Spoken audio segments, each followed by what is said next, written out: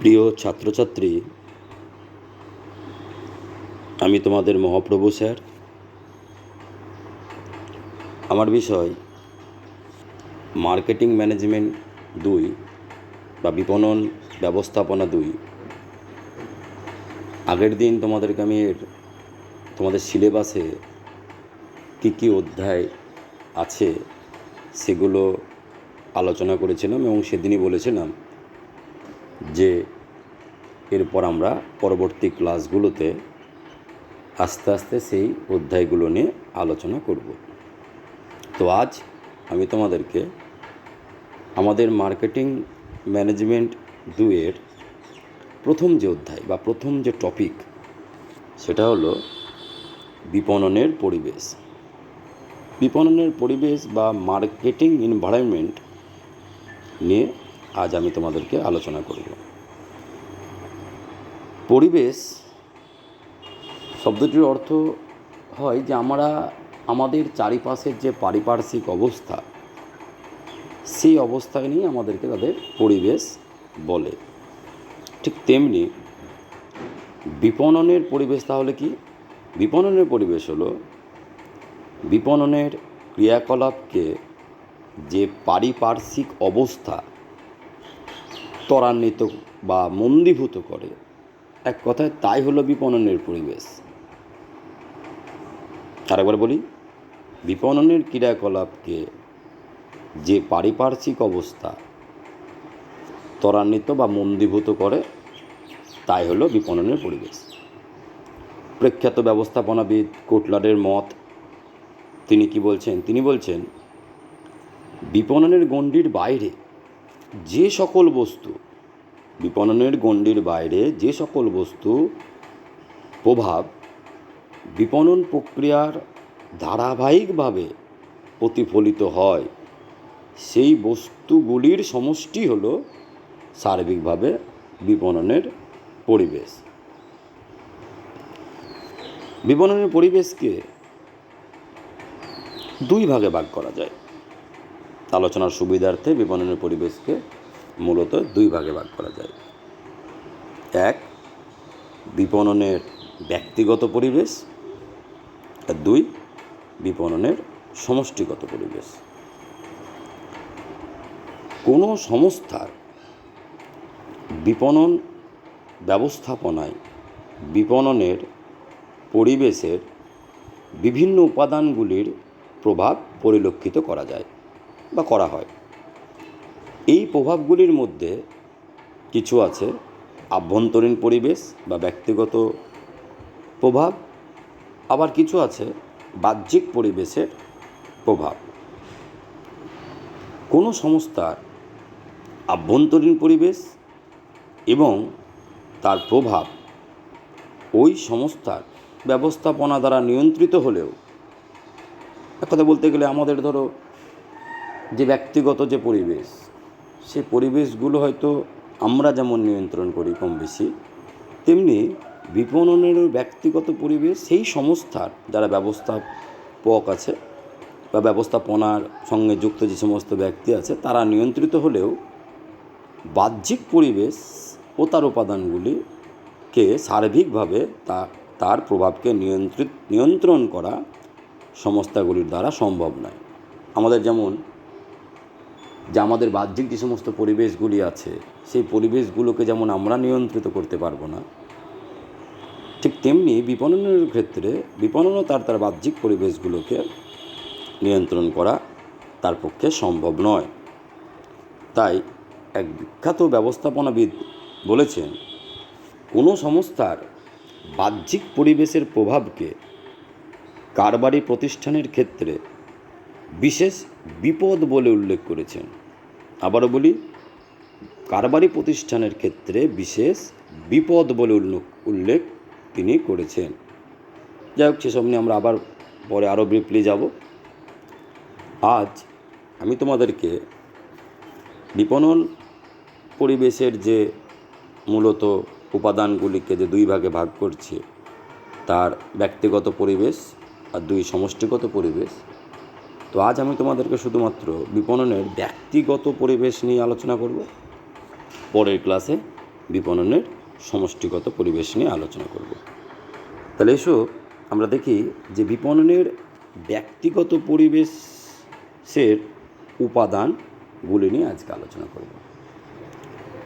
উপাদানগুলিকে যদি বিপণনের ব্যক্তিগত পরিবেশের উপাদানগুলি কোনো প্রতিষ্ঠানকে কেন্দ্র করেই গড়ে ওঠে।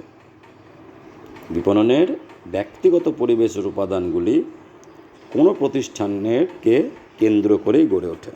এসো আমরা একটা চিত্রের সাহায্যে তোমাদেরকে আমি আস্তে আস্তে বিষয়টিকে বোঝাই, তাহলে তোমাদের অনেকটাই বুঝতে সুবিধা হবে।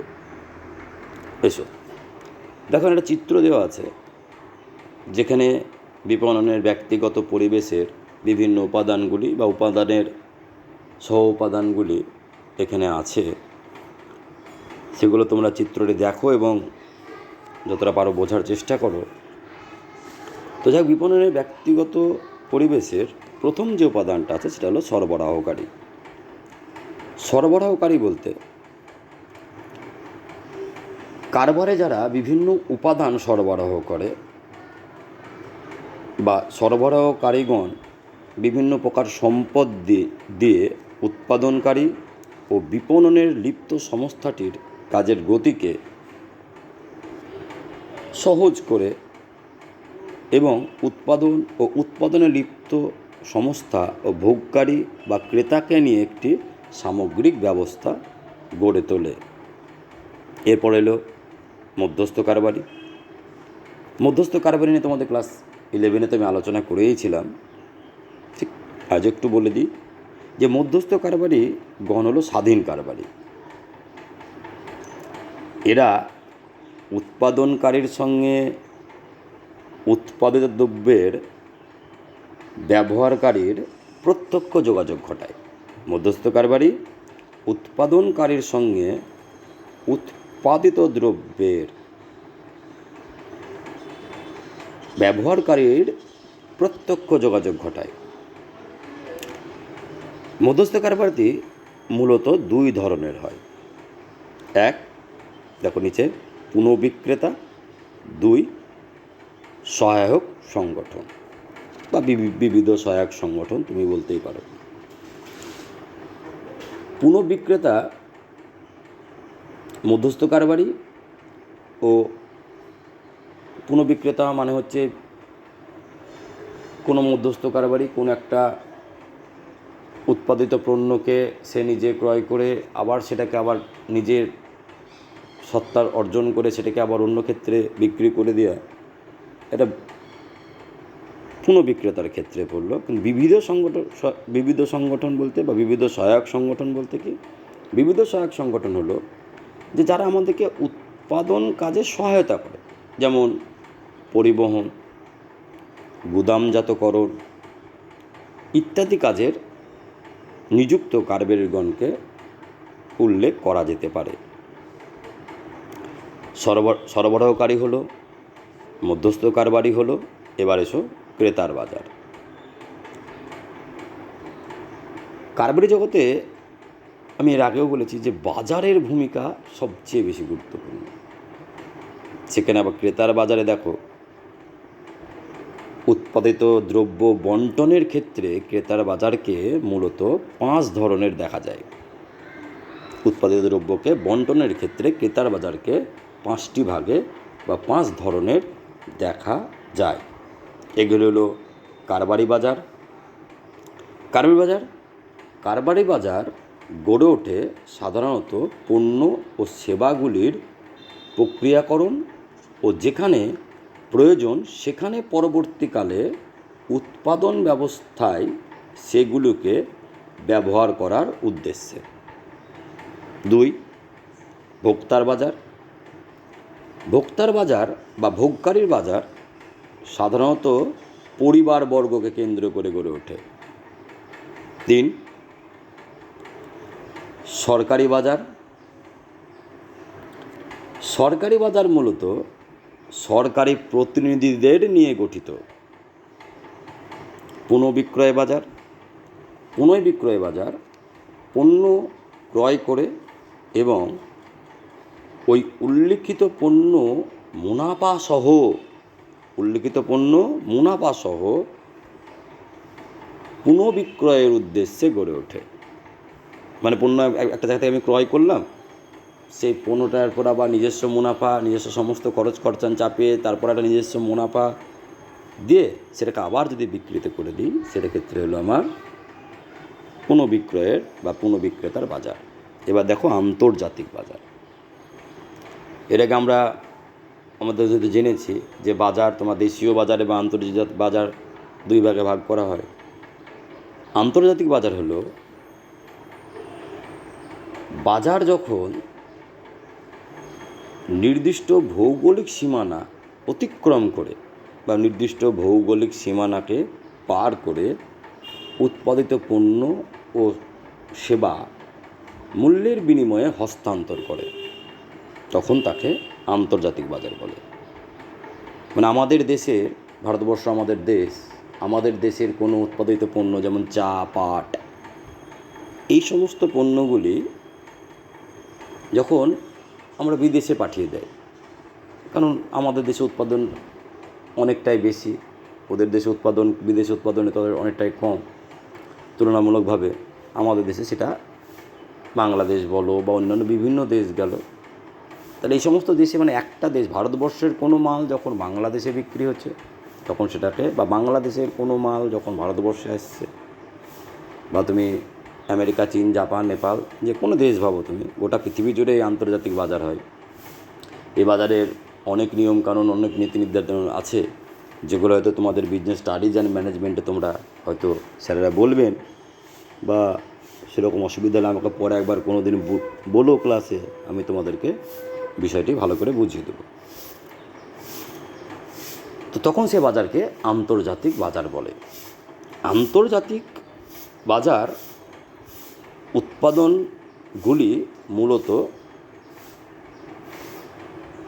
আন্তর্জাতিক বাজারে যে সমস্ত উপাদান, যেন ভোগকারী, এর ভোগকারী তো পৃথিবী জুড়ে সমস্ত ব্যক্তি, এর বাজারের পরিধি অনেক বিস্তৃত।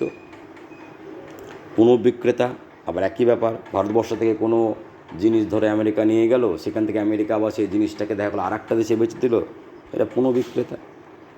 বা ধরো সরকার আন্তর্জাতিক বাজারের ক্ষেত্রে সরকারের ভূমিকা কিন্তু অনেকটাই।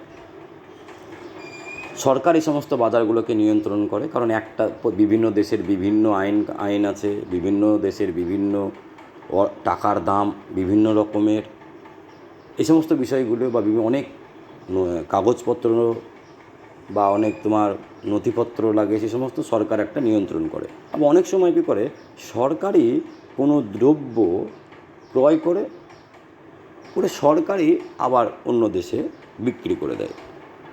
এক্ষেত্রে সরকার মধ্যস্থ কারবারের একটা কাজ করে। তো যাক, আন্তর্জাতিক বাজার ক্ষেত্রে এটা সম্ভব। তাহলে আমাদের বিপণনের ব্যক্তিগত পরিবেশ এবং তার উপাদানের যে প্রথম যে 3টি পয়েন্ট আমরা আলোচনা করলাম, মোট 6টি টপিক এখানে তার উপাদানের মধ্যে আমি রেখেছি। প্রথম 3টি হলো সরবরাহকারী, আমরা বুঝলাম। মধ্যস্থ কারবারি আমরা বুঝলাম। ক্রেতার বাজার সম্বন্ধে বুঝলাম। এবার হলো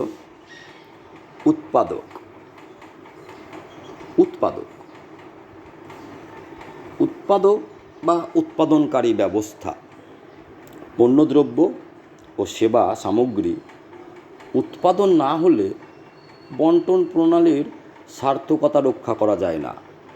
মানে আমার ধরো যদি আমি উৎপাদনই না করি কোনো দ্রব্য, বা উৎপাদন যদি সঠিকভাবে না করি, আমাদেরও প্রচুর চাহিদা, আমি অল্প উৎপাদন করলাম, বা আমার চাহিদাই নাই প্রচুর উৎপাদন করলাম, তাহলে এই বিষয়টা বলছে যে উৎপাদনকারী পণ্যদ্রব্য বা সেবা সামগ্রী উৎপাদন না হলে বন্টন প্রণালীর তোমার সার্থকতা রক্ষা করা যায় না। উৎপাদন প্রক্রিয়া চূড়ান্ত করতে আবার শুধুমাত্র কোনো উৎপাদনকারী প্রতিষ্ঠানের উৎপাদন বিভাগের কার্যকলাপই যথেষ্ট নয়। এর জন্য প্রয়োজন আরও অন্যান্য বিভাগ। মানে কোনো প্রতিষ্ঠানে যে সমস্ত উৎপাদন বিভাগ আছে, সে সেই বিভাগগুলি কিন্তু এর পক্ষে যথেষ্ট নয়। এর অনেক তোমার আরও অন্যান্য অনুসারী বিভাগ আছে, যেমন অর্থ, গবেষণা, উন্নয়ন, পরিকল্পনা ইত্যাদির সঙ্গে সমন্বয় সাধন। প্রকৃতপক্ষে সংস্থার আভ্যন্তরে এই সমন্বয় সাধনই ওই সংস্থাটির আভ্যন্তরীণ পরিবেশের রূপটি প্রতিফলিত করে। এবার এলো প্রতিযোগী। বিপণনের বিভিন্ন মতামত থেকে আমরা এটা জানতে পাই বা এটা শিক্ষা পাই যে কোনো একটি প্রতিষ্ঠানের বিপণন ব্যবস্থাপনা তখনই সফল হয় যখন ওই সংস্থাটির উৎপাদন, মূল্য নির্ধারণ ও বন্টন প্রতিযোগী সংস্থা বা সংস্থাগুলির চেয়েও উৎকর্ষ অর্জন করে। উৎকর্ষ উৎপাদন, মূল্য নির্ধারণ ও বন্টন ব্যবস্থা ক্রেতার সন্তুষ্টি বিধান করে ও উৎপাদনকারী প্রতিষ্ঠানের আর্থিক ভিত্তি মজবুত করে। এ প্রসঙ্গে উল্লেখ করা যেতে পারে যে উৎপাদনকারী প্রতিষ্ঠানের আকার, আয়তন, দ্রব্যমূল্য ইত্যাদি বিষয়ের উপর নির্ভর করে এক একটি প্রতিষ্ঠান তাদের বিভিন্ন বিপণন কৌশল স্থির করে। সেই কারণে একই বাজারে বিভিন্ন উৎপাদনকারী প্রতিষ্ঠানগুলির মধ্যে বিপণন কৌশলের পার্থক্য লক্ষ্য করা যায়। আশা করি তোমরা বিষয়টা বুঝতে পারলে। প্রতিযোগী মানে একই দ্রব্যের বিভিন্ন যে বিক্রেতা যখন বাজারে আসে এবং তাদের একই দ্রব্যের, ধরো তুমি বাজারে গেছো, একই দ্রব্য দেখছো তিনজনের কাছে আছে, তিনজনের দ্রব্য, তুমি তাহলে প্রথমে কার কাছে নেবে বা কীভাবে নেবে? তাহলে ওদের মধ্যে কীভাবে প্রতিযোগিতা কী, যে আমরা কি দেখব কোন দ্রব্যটি ভালো, কোন দ্রব্যের দাম তুলনামূলকভাবে কম, বা এই সমস্ত আরও যে সমস্ত বিষয়গুলো আছে সেগুলো কিন্তু আমরা লক্ষ্য করি। যদি প্রতিযোগীই না থাকে তাহলে সেটা একচেটিয়া কারবার বা মনোপলি বিজনেস হয়ে যাবে। তো যাই হোক, বিপণনের ব্যক্তিগত পরিবেশের যে উপাদান, তার শেষ যে উপাদান সেটা হলো জনসাধারণ। জনসাধারণই কারবারের সমাজের অংশ। তাই জনসাধারণের প্রকৃত সম্ভাব্য ইচ্ছা কারবারি সংস্থাগুলির উৎপাদন ও বন্টন প্রক্রিয়া প্রতিফলিত হয়।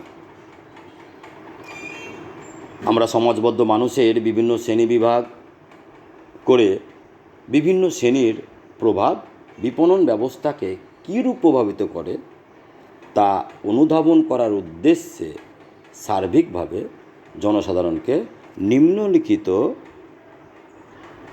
বিষয়ে শ্রেণীতে বিভক্ত করা যায়। যেমন আর্থিক জনসাধারণ। দেখো, আর্থিক জনসাধারণ সাধারণ জনগোষ্ঠী, সরকারি, মিডিয়া, স্থানীয় জনসাধারণ, নগরমুখী জনসাধারণ বা আভ্যন্তরীণ জনসাধারণ বা ইত্যাদি। এবার এসো আর্থিক জনসাধারণ। আর্থিক জনসাধারণ এখানে bank, investment agency, share holder প্রভৃতি আর্থিক জনসাধারণের শ্রেণীভুক্ত। মানে আমাদের ব্যবসায়ের ক্ষেত্রে যদি তোমার কোনো অর্থের প্রয়োজন হয় তাহলে আমরা প্রথমে ব্যাংক, ইনভেস্টমেন্ট এজেন্সি বা শেয়ার হোল্ডার এই সমস্ত দিকতে এই সমস্তদের সুযোগ সুবিধা নিয়ে তো আমরা আমাদের যারা এর সঙ্গে যুক্ত বা যারা আমাদেরকে সাহায্য করে তারাই আমাদের কারবারের ক্ষেত্রে তারা হচ্ছে আর্থিক জনসাধারণ। সাধারণ জনগোষ্ঠী কোনো উৎপাদনকারী প্রতিষ্ঠান মূলত যাদের জন্য পণ্যদ্রব্য ও সেবা সামগ্রী উৎপাদন ও বন্টন করে তাদেরকেই সাধারণ জনগোষ্ঠী বলা হয়। মানে সাধারণ জনগোষ্ঠী বলতে ধরো আমরা উৎপাদন আমাদের জন্যই, ধরো যে জিনিসটা আমরা যে পণ্যদ্রব্য ধরো আমরা চাইবো, বা আমাদের যেই সমস্ত পণ্যদ্রব্যের মধ্যে আমাদের চাহিদা আছে, সেই সমস্ত পণ্যদ্রব্য বা সেবা সামগ্রীকেই কিন্তু উৎপাদনকারী প্রতিষ্ঠান উৎপাদন করবে। আমাদের চাহিদা নাই, তাহলে সে কি উৎপাদন করবে? কখনোই করবে না। তার এক্ষেত্রে সাধারণ জনগোষ্ঠী এক গুরুত্বপূর্ণ ভূমিকা পালন করছে। এবার দেখো সরকারি জনসাধারণ। সরকারি জনসাধারণ বলতে সরকারি নীতিসমূহ, মানে সরকারের যে বিভিন্ন নীতি আছে ও সরকারের প্রণীত বিভিন্ন আইন, মানে সরকার যে সমস্ত আইনগুলো সরকার তৈরি করে, সেগুলো কিন্তু কারবারি জগতে বা আমাদের বিপণনের ক্ষেত্রে একটা বড় প্রভাব সৃষ্টি করে। এই ক্ষেত্রে অর্থাৎ সার্বিকভাবে সরকার ও সরকারের নীতি এই শ্রেণীর অন্তর্গত। এখানে সরকারি জনসাধারণ বলতে এখানে কী বলেছে বলো তো? সরকারি জনসাধারণ বলতে এখানে বোঝাচ্ছে কেন্দ্র সরকার, রাজ্য সরকার, নীতি নির্ধারণকারী বিভিন্ন সরকারি দপ্তর ইত্যাদিকে বোঝানো যেতে পারে। এবার মিডিয়া সম্বন্ধে আমরা প্রত্যেকে অবগত, তাই নিয়ে বেশি কিছু বলবো না। যাদের মাধ্যমে উৎপাদিত পণ্য বা সেবা ভোক্তার দৃষ্টিগোচরে হয়, মানে যে মাধ্যমে ভোক্তা, মানে যারা উপভোগকারী, তারা উৎপাদিত পণ্য বা সেবা বিষয়ে জানতে পারে, দেখতে পারে, তারা মিডিয়ার অন্তর্গত। যেমন খবরের কাগজ, টিভি, রেডিওতে এখন নেই, কিন্তু বইয়ের ভাষায় রেডিও বলতে, রেডিও একটা সময় বিশাল একটা মাধ্যম ছিল। এখন তো মোবাইল হওয়ার ফলে সে সমস্তগুলোই প্রায় উঠেই গেছে। কারো বাড়িতে তো পুরনো আছে, সেগুলো একটা সময় তার কিন্তু এক বিশেষ গুরুত্বপূর্ণ ছিল, যুগের সাথে সেও হয়তো হারাতে বসেছে। তো যাই হোক, এবার হলো নাগরিকমুখী জনসাধারণ উৎপাদিত পণ্য উৎপাদন ও বন্টন সংক্রান্ত নীতি নির্ধারণ করতে গিয়ে, আবার বলি, উৎপাদিত পণ্য উৎপাদন ও বন্টন সংক্রান্ত নীতি নির্ধারণ করতে গিয়ে কোনো উৎপাদনকারী প্রতিষ্ঠানের ভোক্তাগণের সংগঠন, পরিবেশ সচেতনতা, জনগোষ্ঠী ও তাদের সংগঠন, সংখ্যাগুরু ও সংখ্যালঘু জনগোষ্ঠী প্রভৃতি সকল প্রকার জনসাধারণ ও তাদের সংগঠনের মতামতের গুরুত্ব দিতে হয়। উৎপাদনকারী ও বন্টনকারী সংস্থা সংযোগ দপ্তর এক্ষেত্রে গুরুত্বপূর্ণ ভূমিকা পালন করে। তারা নাগরিকমুখী, মানে নগরে যারা বসবাস করে তারাই নাগরিক। তো নাগরিক মানে আমরা যে জিনিসটা, যে বিষয়টার প্রতি আমরা যে ভোগ করব, এবং আমাদের পরিবেশ সচেতন যারা আছে, এবং কোনো পরিবেশে সে সংখ্যাগুরু বা সংখ্যালঘু জনগোষ্ঠী যারা বসবাস করে, তাদের মতামতকে গুরুত্ব দিয়ে উৎপাদনকারী বা বন্টনকারী যে সমস্ত সংস্থা আছে, তারা বিশেষ গুরুত্বপূর্ণ ভূমিকা পালন করতে হয়। এবার এসো লাস্ট যে পয়েন্ট, সেটা হচ্ছে আভ্যন্তরীণ জনসাধারণ। আভ্যন্তরীণ জনসাধারণ মানে পুরোপুরি নিজের জনসাধারণ। এক্ষেত্রে শ্রমিক, মালিক, পরিচালক মণ্ডলী প্রভৃতি আভ্যন্তরীণ জনসাধারণের অন্তর্গত। একটা সংস্থার মধ্যে যে সমস্ত শ্রমিক আছে, মালিক আছে, পরিচালক মণ্ডলী আছে, এরা আভ্যন্তরীণ জনসাধারণ। তো যাই হোক, চিত্রটি তোমরা আশা করি দেখলে, যতটা পারলাম আমি তোমাদের বোঝাতে চেষ্টা করলাম।